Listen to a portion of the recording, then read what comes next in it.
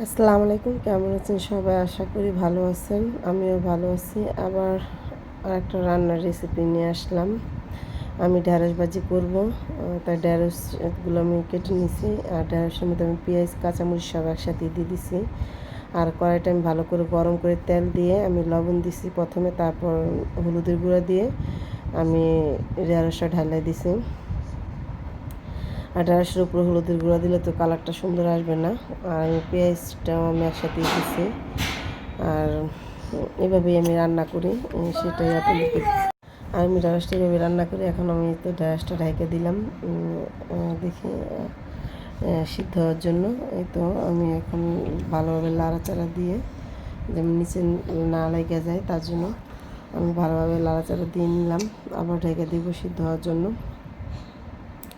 এই তো আমার ঢেঁড়সটা হয়ে গেছে। আর কালারটা বোঝাইতেছে না, কেন আমি যে লাইটটা দিতে পারিনি, একটু অন্ধকার অন্ধকার আসছে। আর আমার এই জায়গাটা একটু অন্ধকার টাইপেরই। আর আমার ঢেঁড়সটা হয়ে গেছে, আমি নামাই ফেলছি। এখন আমি তরকারি রান্না করব। কড়াইটা গরম করে আমি তেল দিয়ে দিচ্ছি, আর পরিমাণ মতো পেঁয়াজ দিচ্ছি। পরিমাণ বলতে এখানে আমার আধা কাপ পেঁয়াজ। আর আমি পেঁয়াজটা ভাজা ভাজা হওয়ার পর আমি 1 চামচ লবণ, 1 চামচ হলুদ, 2 চা চামচ মরিচের গুঁড়া দিছি, আর 1/2 চা চামচ ধনের গুঁড়া দিছি। আমি তারপর দিয়ে ধনে গুঁড়ো দিয়ে আমি লাড়াচাড়া করে আমি পরিমাণ মতো একটু পানি দিয়ে দিব মশলাটা কষানোর জন্য। মশলাটা ভেজে তারপর পানি দিয়ে দিছি। আর এখানে আমি মাছটা ভাজবো হলুদ মরিচ লবণ দিয়ে আমি মাইখা নিচ্ছি। এখানে 1/2 চা চামচ হলুদ, 1/2 চা চামচ মরিচ আর 1/2 চা চামচ লবণ দিয়ে আমি ভালোভাবে মেখে নিচ্ছি মাছটা। আর আমি এখানে মাছটা মাখার পর আমি তরকারিটা আমার কি মশলাটা কষানো হয়ে গেছে। তারপর মশলাটা আমি আরেকটু কষাইতেছি। কষানোর পর আমি এখানে চুলা ধরাইছি, আরেকটা চুলায় আমি মাছ ভাজি করব। আর এখানে আমি মাছটা ভাজবো। তো আমি তেলটা গরম হওয়ার জন্য আমি আবার পাশের চুলায় রান্না বসেছি। সেখানে আবার ফুলকপি দিয়ে আমি রান্না করব মাছটা।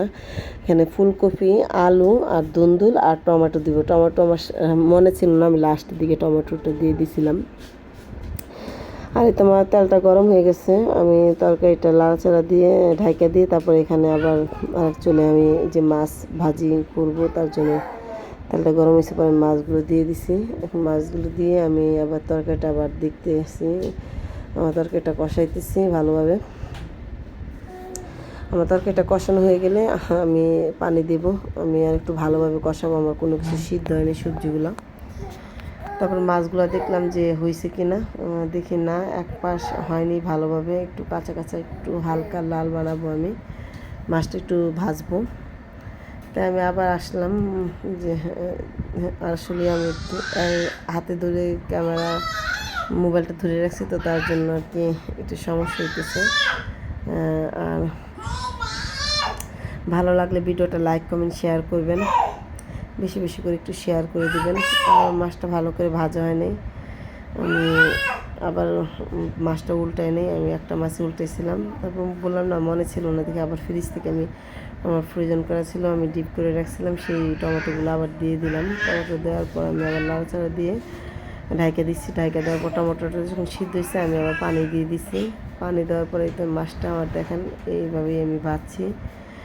বেশি লাল করে ভাজতে পারি নাই, কারণ ছেলে কান্না করতেছিল।